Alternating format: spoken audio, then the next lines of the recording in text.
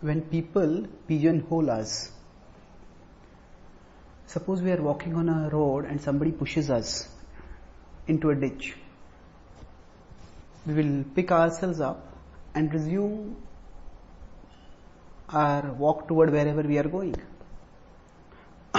If we are repeatedly pushed into ditches, then we will become alert to keep a safe distance from potential pushers, and also develop some resources for resisting when and countering when they push.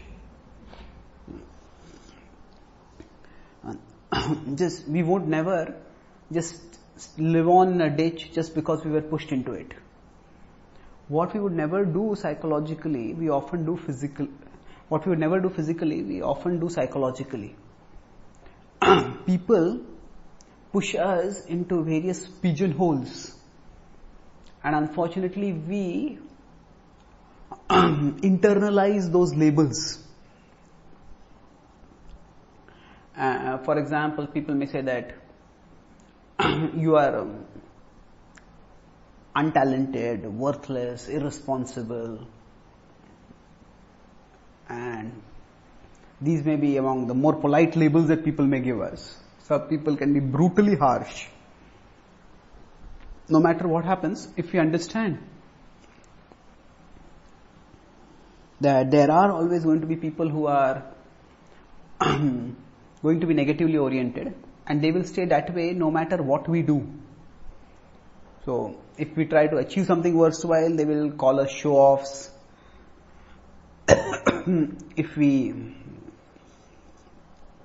don't do anything worthwhile, they may call us good for nothing.